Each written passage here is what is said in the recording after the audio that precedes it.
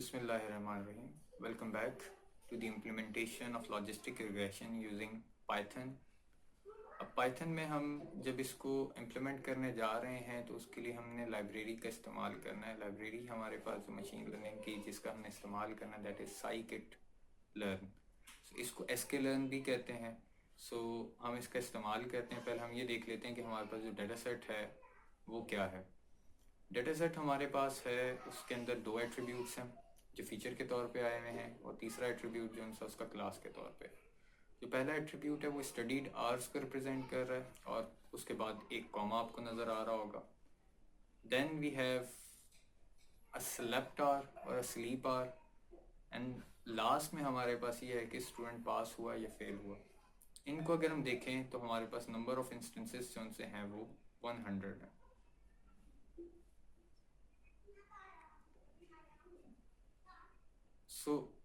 इस डाटा की बेसिस पे अब हमने क्या करना है कि सबसे पहले हमने लाइब्रेरीज़ को यूज़ करके डाटा सेट को इंपोर्ट करना है. इंपोर्ट करने के बाद हमने डाटा सेट में से फीचर्स और टारगेट वैल्यूज़ को सेपरेट करना है. सेपरेट करने के बाद हमने मॉडल को देना है. मॉडल उसके ऊपर ट्रेन होगा. ट्रेन करने के बाद हम उसको गेस कर सकेंगे कि हमारे पास जो ट्रेनिंग हुई है उसके बेसिस के ऊपर हमारे क्या क्या रिजल्ट्स आते हैं. हम इसको स्टार्ट करते हैं. सबसे पहले हमने क्या किया, हमने इंपोर्ट किया numpy को. numpy is the actually numeric Python library. Numeric Python library में हमारे पास बेशुमार फीचर्स अवेलेबल हैं, लेकिन उसके हम जो फीचर्स यहाँ पे इस्तेमाल करेंगे वो ये होगा कि हमने एक डाटा सेट को उसके एक मेथड के ज़रिए इंपोर्ट करना, that is generate from text. And then हम उस मेथड से इंपोर्ट करने के बाद उस डाटा सेट को हम फ्लोट में चेंज करेंगे. फ्लोट में चेंज करने के बाद हम उसके फीचर्स और जो टारगेट वैल्यूज़ हैं उनको सेपरेट भी करेंगे और इसको हम करते हैं. Let's say in first step आपने क्या करना है, इंपोर्ट करना है numpy को. उसके लिए जो कमांड आपके पास इस्तेमाल होगी that is import numpy as np. np हमने यहाँ पे एक कीवर्ड लिया है जिसको हम आगे जाके इस्तेमाल करेंगे. अगर आप ये सेकंड लाइन में देखें तो हमने np का इस्तेमाल किया. अगर मैं लेट्स से कि इतना हिस्सा नहीं लिखता, मैं इसको ख़त्म कर देता हूँ, तो देन मुझे तमाम जगहों पे numpy कंप्लीट लिखना पड़ेगा इस तरह. लेट्स से मैं इसको एग्जीक्यूट करता हूँ, मैं आपको करके दिखाता हूँ. यहाँ पर इसने कोई एरर नहीं दिया बिकॉज मैंने numpy कंप्लीट लिखा था. यहाँ पे मैं सिर्फ mp लिखता हूँ. अब इसको एरर देना चाहिए. इसको हम ऐसे करते हैं. देन इसको क्योंकि इन तमाम कमांड्स मैंने पहले एग्जीक्यूट की थी, इसको हम क्या करते हैं, हम बिल्कुल क्लोज करते हैं, रिफ्रेश करके आते हैं. हम लीव करते हैं. लीव करने के बाद हम इसको दोबारा से ओपन करते हैं ताकि हम इस एरर को जो उनसे विटनेस कर सकें.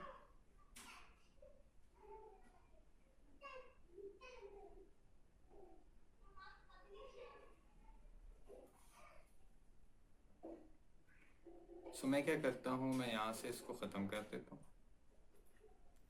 ख़त्म करने के बाद मैं इसको चलाता हूँ. ठीक है. अगेन इसको हम सेव करते हैं. सेव करने के बाद हम कह देते हैं जनाब, लेट्स से इसका मैं नाम चेंज कर लेता हूँ. नाम it should give me error. यहाँ पे नम नॉट डिफाइंड लिखा हुआ आ रहा है. अब चूंकि हम इसको बार बार एग्जीक्यूट कर चुके थे और इस फाइल को हमने ओपन रखा हुआ था, सो दैट्स वाई इसने np पे एरर नहीं दिया, लेकिन जैसे ही मैंने नम लिखा तो इसने इस एरर जनरेट किया. मैं वापस उसको np करता हूँ और यहाँ पे np लिख के इसको एंटर करूँगा तो ये एरर कोई भी जनरेट नहीं करेगा. यहाँ पे हमने क्या किया, हमने डाटा सेट नाम के एक फोल्डर में अपने जितने भी डाटा सेट्स हैं वो स्टोर किए हुए थे. अभी आपको दिखाता हूँ. हमारे पास एक डाटा सेट का फोल्डर है, उसमें हमारे पास 3 तरह के डाटा सेट हैं. एक डाटा सेट को चूँकि मैंने यहाँ पे 2 दफ़ा लिखा हुआ है, एक में उसकी जो हेडर हैं वो आ रहे हैं और दूसरे में हेडर नहीं है.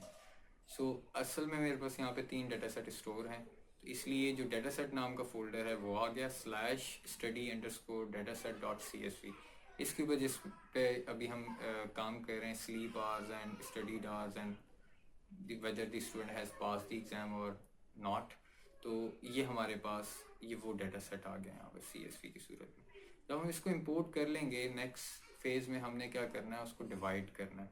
डिवाइड करने के लिए अगर हम दोबारा से डाटा सेट का एनालिसिस करें तो हमारे पास जो नंबर ऑफ़ फीचर्स हैं वो कितने आ रहे हैं, 2 आ रहे हैं, और जो टारगेट वैल्यू है वो 1 है। तो इसका मतलब ये है कि हमारे पास टोटल एट्रीब्यूट कितने हुए, 3 हुए। तो अगर हम एट्रीब्यूट्स को इंडिसेस की सूरत में अगर हम देखें तो इंडिसेस की सूरत में ये 0 से स्टार्ट होगा, 0, 1 एंड 2।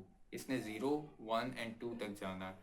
तो इसका मतलब ये है कि जो मेरी पहली वैल्यू है वो 0 होगी और 1 एंड देन 2। तो मैं क्या करता हूँ, मैं यहाँ पे डिक्लेयर करता हूँ माई फर्स्ट वैल्यू 0, और जो लास्ट वैल्यू है उसको मैं ये कह देता हूँ, जो लास्ट वैल्यू है मेरी दैट इज़ नॉट एक्चुअली -1, मैं इसको ये कह देता हूँ लास्ट वैल्यू 1 है। तो वो क्या करेगा, 0 को ले लेगा, 1 को नहीं लेगा। अब 1 को नहीं लेगा, इसकी मैं वजह बताता हूँ। उससे पहले मैं क्या करता हूँ, इसको प्रिंट करवा के देख लेता हूँ। तो मैं यहाँ पे करता हूँ प्रिंट फीचर्स। तो मैं प्रिंट करवा के देखता हूँ, मुझे उसने एक एट्रीब्यूट रिटर्न किया। उसकी वजह ये है कि मैंने उसको ये बताया 0 से स्टार्ट करें और 1 पे स्टॉप कर दें। 1 पे स्टॉप करने का मतलब ये है कि 1 इंक्लूड नहीं होगा। अब मैं यहाँ पे इसको क्या कर देता हूँ, मैं कहता हूँ कि मुझे 2 एट्रीब्यूट्स चाहिए इनिशियल। तो इस केस में मैं जैसे ही इसको रन करता हूँ, अब मेरे पास जो पहले 2 एट्रीब्यूट्स हैं वो आ गए हैं। तो हम नॉर्मली ये करते हैं कि चूँकि अपनी प्रॉब्लम से बचने के लिए हम या तो जो टारगेट वैल्यू है इसको शुरू में रख लेते हैं या टारगेट वैल्यू को बिल्कुल एंड पे रख लेते हैं। तो उस केस में हमारे पास जो लास्ट वैल्यू के लिए वैल्यू हमारे पास यहाँ पर आती है that is -1। -1 is the last value. इसका मतलब ये कि लास्ट वैल्यू को छोड़ दिया जाए और उससे पहले जितनी वैल्यूज़ आ रही हैं उनको क्या किया जाए, इंसर्ट कर दिया जाए। तो अब हम जब इसको करेंगे तो ये फ्लोट में चेंज होकर हमें मिल रहे हैं। तो इनिशियली ये जब आपको नज़र आ रही थी वो जो वैल्यूज़ थी वो टेक्स्ट में थी। जब कभी भी हमने प्रोसेसिंग करनी है न्यूमेरिकल वैल्यूज़ पे तो हमें उसको क्या करना पड़ेगा, पहले उसको उसके डाटा टाइप में चेंज करना पड़ेगा। तो यहाँ पे हमने क्या किया, हमने फीचर्स को पहले क्या किया, सिलेक्ट किया out of the data set. उसके बाद हमने उन फीचर्स को सिलेक्ट करने के बाद फ्लोटिंग पॉइंट्स में क्या किया, चेंज किया। तो ये कंप्लीट हमारा एक प्रोसेस था जिसमें हमने क्या किया, डाटा सेट नाम का एक वेरिएबल हम पहले ले चुके थे, उसके पहले 2 एट्रीब्यूट्स लिए और उनको साथ साथ क्या करते गए, फ्लोट में चेंज करते गए। तो अब हमारे पास क्या है, फीचर नाम के एक वेरिएबल में वो तमाम 100 वैल्यूज़ हैं जो पहले 2 एट्रीब्यूट्स में आती हैं। ठीक है, तो अब हमने क्या करना है, अब हमने तीसरे एट्रीब्यूट की तरफ जाना है।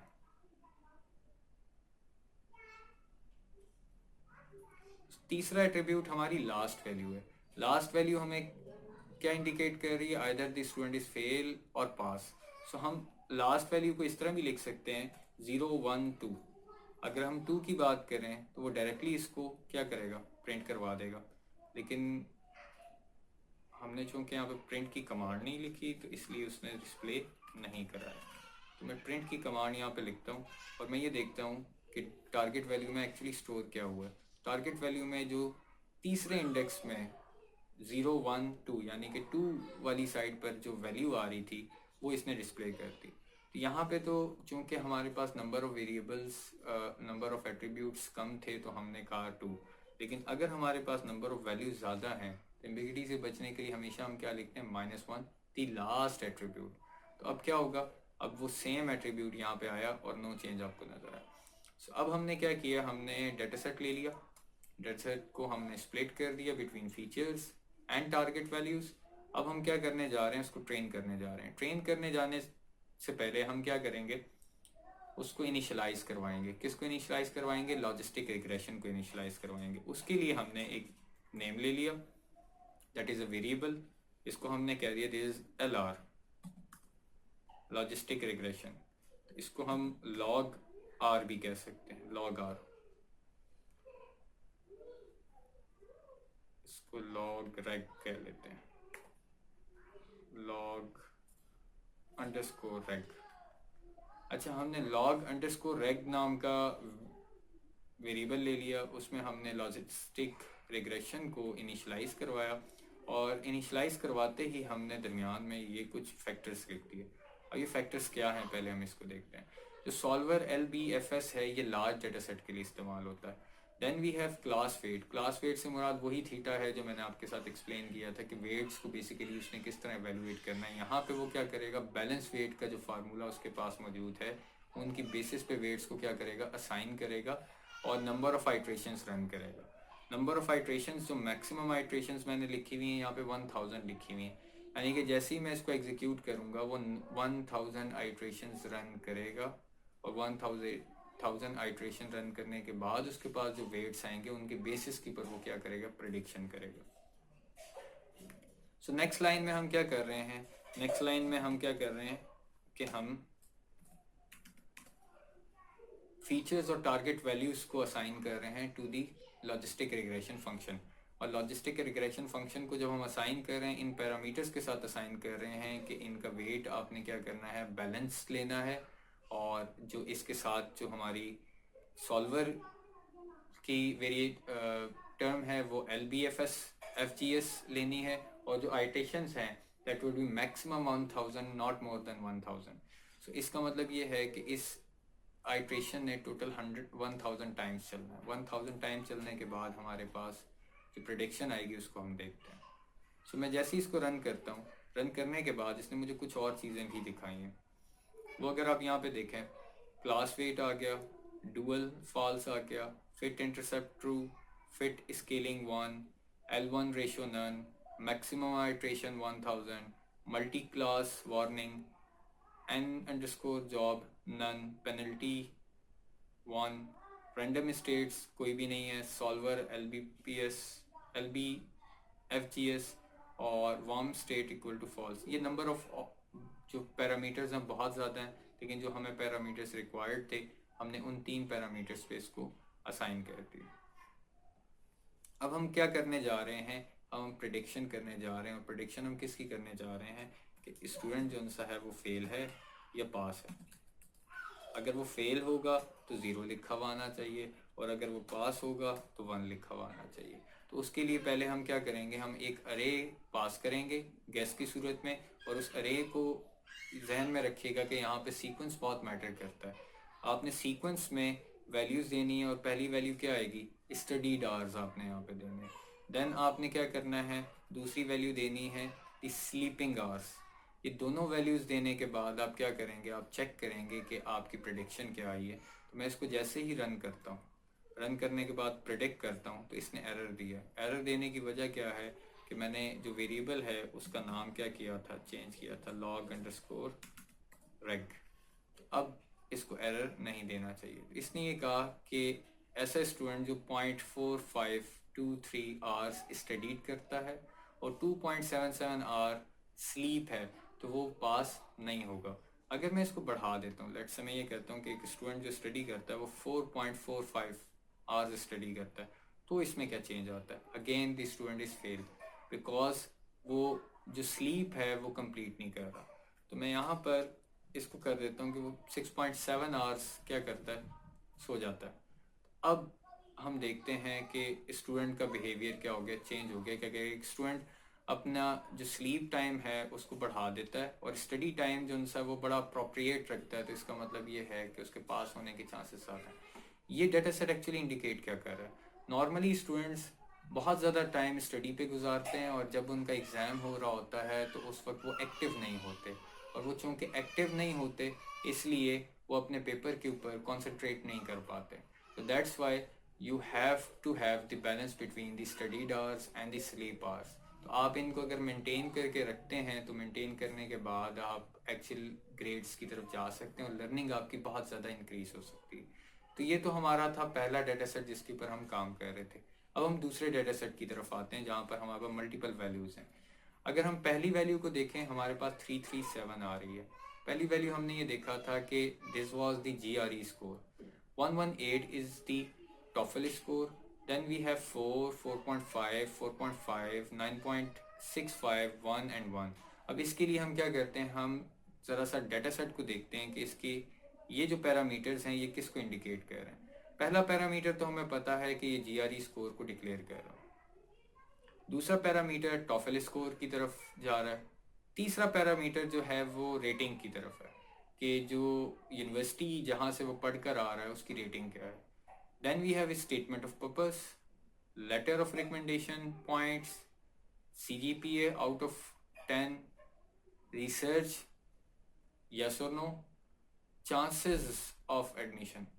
ये हमारे पास एंड पे है. तो अब हम देखते हैं कि हमारे पास यहाँ पर 337 is actually the GRE score, 118 is the TOEFL score, 4 is the university rating, 4.5 is the statement of purpose score, 4.5 again is the letter of recommendation score, 9.65 is the CGPA out of 10, and 1 is the research, whether the student has done research or not. 1 indicate yes, and the last one is the chances of admission in the university.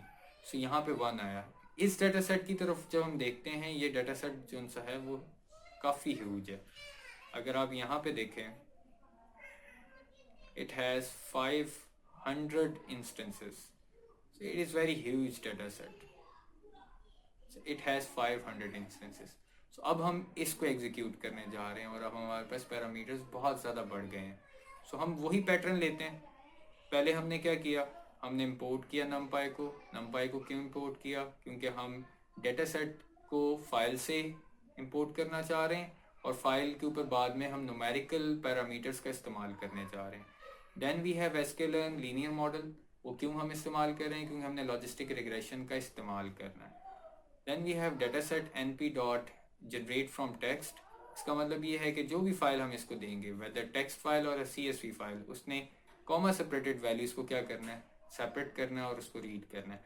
ये ध्यान में रखिएगा, जैसे ही ये file read होगी तमाम values text के तौर पे इसके पास स्टोर होगी. इसका मतलब ये है कि उन वैल्यूज़ को हमने न्यूमेरिकल वैल्यूज़ में चेंज करना है, उसकी डेटा टाइप को हमें चेंज करना पड़ेगा. नेक्स्ट स्टेप में हम क्या कर रहे हैं, हम फीचर्स ले रहे हैं और फीचर्स को जिस तरह मैंने पहले बताया था कि हम वो तमाम फीचर्स इंक्लूड करेंगे जो इसके अंदर मौजूद होंगे और हम क्लास को नॉर्मली एंड पे रखते हैं. तो अब हमारे पास जो -1 है उसकी इंडिकेशन जो उनसे थोड़ी सी आपको ज़रा बेहतर समझ आ रही होगी, क्योंकि अब हमारे पास जो डेटा सेट है ना सिर्फ उसकी लेंथ ज़्यादा बल्कि उसमें एट्रीब्यूट्स का इस्तेमाल भी बहुत ज़्यादा है. ये हमें पता है कि जो हमारा लास्ट एट्रीब्यूट है वो एक्चुअली क्या है, क्लास है, लेकिन इससे पहले वाले जितने भी एट्रीब्यूट्स हैं वो हमारे फीचर्स हैं. सो हमें इस तमाम चीज़ को याद करने की ज़रूरत नहीं है कि हमारे पास किस लिहाज से कितने फीचर्स हैं. हमें ये पता होना चाहिए कि हमारी क्लास कौन सी, वो बिल्कुल लास्ट में है. हम क्या करेंगे, लास्ट पॉइंट को छोड़ के बाकी तमाम पॉइंट्स को क्या करेंगे, इंक्लूड करेंगे. सो इट मीन्स 0 to -1. अगर हमने इससे पहले इसको इंक्लूड करना होता तो हम यहाँ पे क्या लिखते, 7. सो मैं इसको एग्जीक्यूट करता हूँ 1 by 1 ताकि आपको इसके रिजल्ट्स नज़र आने शुरू हो जाएं. सो यहाँ पे हम क्या करते हैं, पहले डेटा सेट को हम प्रिंट करके देखते हैं कि डेटा सेट एक्चुअली किस तरह दिखता है.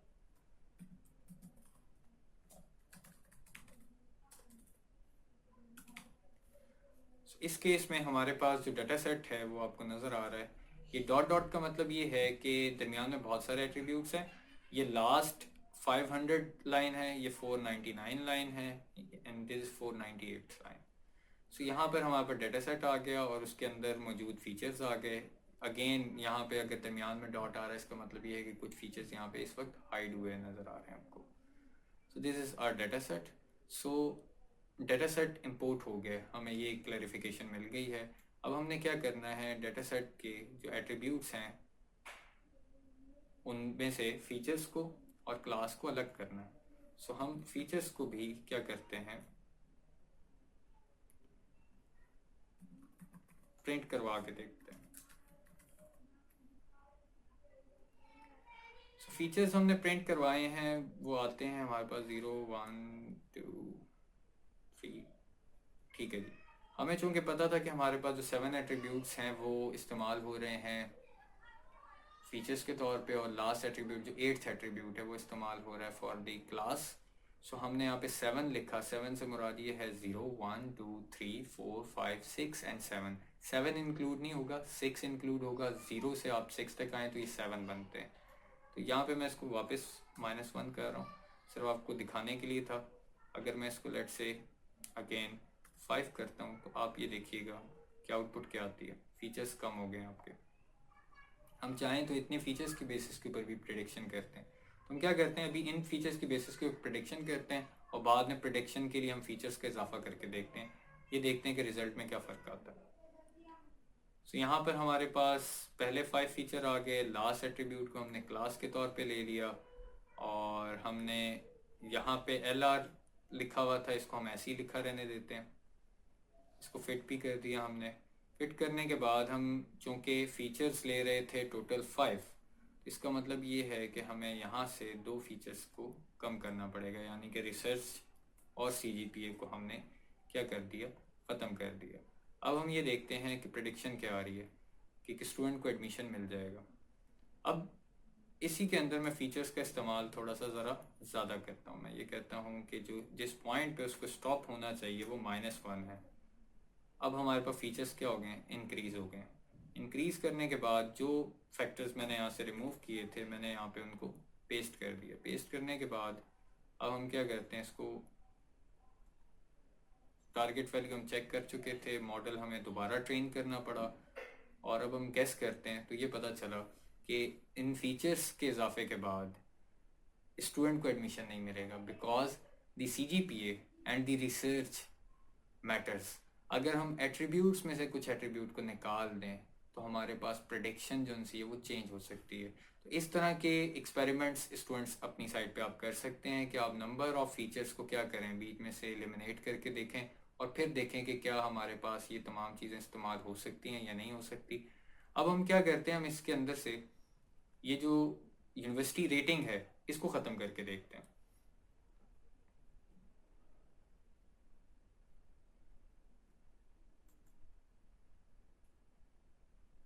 हम वापस आते हैं यहाँ पे। सो यूनिवर्सिटी रेटिंग हमारे पास आ रहा है एक्चुअली 012, यहाँ पर आ रहा है 012। तो हम कहते हैं 0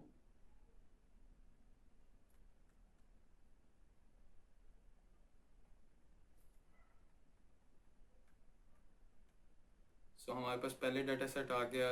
इसको हम थोड़ा सा क्या करते हैं, इस कमांड को स्प्लिट करके ज़रा दोबारा लिखते हैं। We have features, then we have data set, और डाटा सेट में हमने क्या किया, पहले हमने एट्रीब्यूट ले लिए 0 और वो 2 पे आ रहा था। तो इसका मतलब ये है कि हमने 2 की रेंज तक जाना है, 2 इंक्लूड नहीं होगा इसमें। ठीक है जी, ये ले लिया और उसके बाद हमने इसमें क्या कर दिया, प्लस कर दिया। प्लस करने के बाद अब जो हमने डाटा सेट लिया वो डाटा सेट हमारे पास इनिशियल पॉइंट उसका था, let's see if it works और नॉट, जो हमारे पास 3 था और 3 से हम चले गए -1 की तरफ। तो अब हम ये देखते हैं इसको एग्जीक्यूट करके कि ये एग्जीक्यूट हुआ है कि नहीं हुआ। तो यहाँ पे वी हैव एरर। एरर हमारे पास क्या आया है, हमारे पास letter of recommendation and features as type float.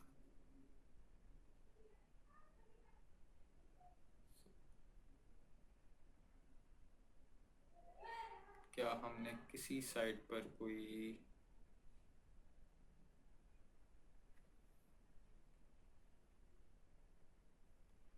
गलती की है?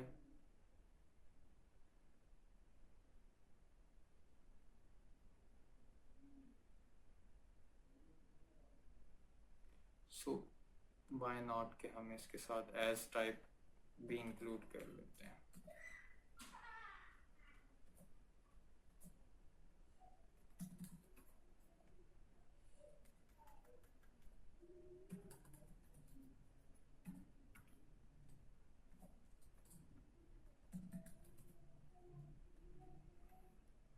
So what about this one? Again we have an error. So shapes, अच्छा हाँ, शेप का एक्चुअली फ़र्क आ गया बिकॉज 500 है, पहले वाले में हमने 2 एट्रीब्यूट्स लिए थे और दूसरे वाले में 2 एट्रीब्यूट्स लिए थे, तो यहाँ पे शेप का फ़र्क आ गया। So it means we have to have another type of parameter. तो उसके लिए अभी हम नहीं जाएंगे, इसमें हमें इसको अलग अलग वेरिएबल्स में ट्रांसफॉर्म करना और बाद में इनको कॉन्कैटिनेट करना, तो अब हम उसके लिए फ़िलहाल नहीं जा रहे। तो मैं इसको इग्नोर कर रहा हूँ। इग्नोर करने के बाद फीचर्स के लिए हम लास्ट एट्रीब्यूट को भी इंक्लूड कर लेते हैं। आप प्री प्रोसेसिंग में इसको बिल्कुल सेपरेट कर सकते हैं। प्री प्रोसेसिंग में आप इस कॉलम को अगर रिमूव कर देते हैं तो रिमूव करके भी काम किया जा सकता है। उसमें मैं ये करता हूँ कि मैं मैन्युअली इसको रिमूव करता हूँ और मैन्युअली रिमूव करने के बाद मैं इसको अपलोड कर लेता हूँ अपने पास। So we have a data master folder. इसमें मैं जिस डाटा सेट पे काम कर रहा था that was actually admission predict update. इसकी एक और अपडेट हम बनाते हैं, इसको सेव एज करते हैं। सेव एज करने के बाद हम इसको नाम देते हैं दिस इज अपडेट 1 और इसमें से जो रेटिंग वाला कॉलम है वो हम बीच में से क्या कर देते हैं, मिनिमाइज कर लेते हैं। So now we have only 6 attribute for prediction. और अब हम देखते हैं कि स्टूडेंट के एडमिशन पे क्या असर होता है।